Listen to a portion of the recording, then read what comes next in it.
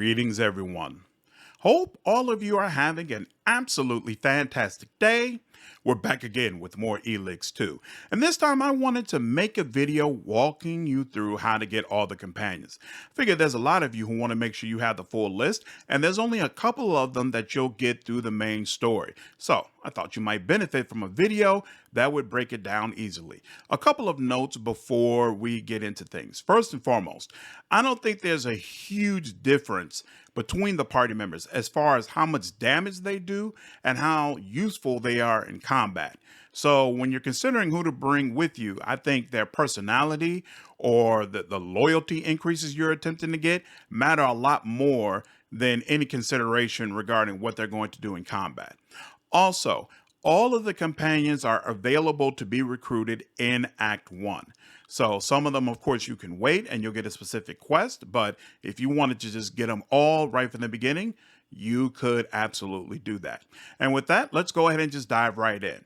So the first companion that we're going to talk about is probably the first one you'll meet in your game anyway, Kaya. You will receive a quest telling you to go over and talk with her. And the fort where she's located is not far from where you begin the game. And there aren't many enemies in between you and that fort either. So when you head over there and talk with her, she's going to let you know there's a group of Morcons nearby, and she needs that camp wiped out before she would be willing to leave. I would recommend you go ahead and do this quest. Even though you're low level and have very few weapons, this is actually very, very easy to do. And even if you're not specializing in ranged combat, I would still recommend that you have a bow with you because there are 2 explosive canisters in the camp. So usually what I like to do is sneak up, shoot one of the canisters, it's going to blow up, kill maybe 2 or 3 of the enemies. Then I run away, lay low for a couple of seconds. The remaining enemies go back into their formation. Then I come right back up, shoot the other canister. It usually blows up the remaining enemies. Even if it doesn't, you could just take out the rest of them manually, and then you can loot the camp and return back to Kaya. Once you let her know that the camp is then taken care of, she will join your team. I like her the most, not only in terms of personality or the connection to the first game, but even though, like I said, there's very little differentiation between the party members when it comes to combat, Kaya is the only one who uses magic, and specifically she uses fireballs, which have a damage over time effect on enemies. So even when she's not directly striking them, she could still be doing damage to them, which I find to be really, really nice. So I love taking her along. Next party member we'll talk about is Bully. Bully is located in the outlaw camp. He's actually located right outside of the house where the main outlaw leader lives. After you talk with the leader, Bully will challenge you to a fight. I don't think it matters whether or not you win the fight, but regardless, the outlaw leader will assign Bully to follow you and report back on your actions. Bully can attack in melee, and he has a shotgun, allowing him to attack in range as well. He likes when you choose dialogue options that show strength and show that you're resourceful, but he also likes it when you're conciliatory. He does not appreciate it if you pick a bunch of dialogue options that are violent or lack patience.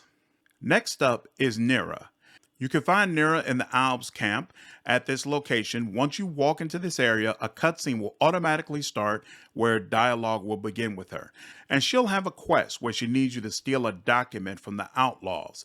Go ahead and do this. Again, even if you're low level and don't have many weapons, you can either sneak up and steal the document, or you can kill the outlaws and take it. Either way, get it done and then talk with her again, and she will join you as a party member. Main advantage of having Nora as a party member is that she appreciates it when you complete quests for the Alps. Most of your other party members will strongly dislike it when you complete quests for the Alps, but she will consistently appreciate it, so you definitely want her around anytime you're turning in those quests. Next up is Croon U4, your droid companion from Elex. He's at this location on the map. You can either go to him in Act 1 or you'll automatically get a quest in Act 2 to pick him up. After talking with him, you'll automatically recruit him as a companion, nothing special required. And he's the only party member you get whose loyalty is automatically fully maxed out. Also note that that never changes. So regardless of what remarks you make in front of him, he will always feel the exact same way about you. Next after that is Fox, who's at this location on the map. You're automatically going to get a cutscene as soon as you come close.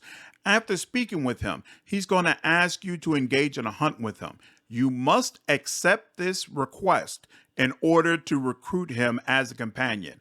And I would personally recommend you wait until you've already joined a faction and got some faction gear before you do this.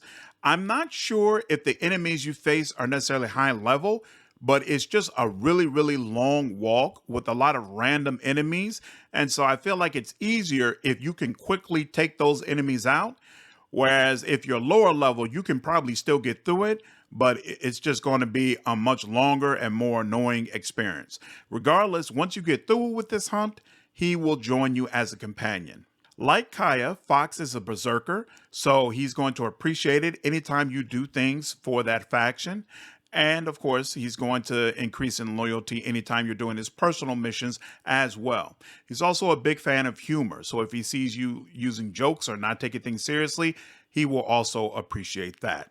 Next up is Falk, who is at this location on the map. When you get close, a cutscene will start, and after your conversation, he's going to ask you to take a walk with him. It's not really a full quest, he just wants to walk and talk. After you get through walking with him, he will be recruited as a companion. Falk appreciates it when you're conciliatory and kind towards other human beings. He is also a cleric and appreciates it when you complete quests for the cleric. And then finally, the last companion, Nasty, is located at the Morcon headquarters. When you get close to this location, a cutscene will automatically start, and then afterwards there'll be a dialogue. As long as you choose the dialogue options that pretty clearly Nasty would want, she'll join your party. Now, just note that you can't recruit as a companion right here. You actually have to let her get all the way back to your headquarters, and then you can talk to her at your headquarters to pick her up. Nasty really, really appreciates it when you're vicious, when you're selfish, when you're violent, and as long as you're willing to make those type of dialogue options, her loyalty will be easy to increase. Obviously, there are a lot of opportunities for that in the Morcon camp where you recruit her in the first place. And that is the full list of companions in Elex 2. Hopefully this information was beneficial and I made things clear for you all. If there are any questions, by all means, leave them down below. And just in general, if there are other aspects of the game that you feel like haven't been explained that you would appreciate more information on, let me know down in the comments. I'd be happy to provide more explanation. If you enjoyed this video, please leave me a like down below, share this content, and subscribe to the channel if you haven't already. I will see you all in the next video. Take care.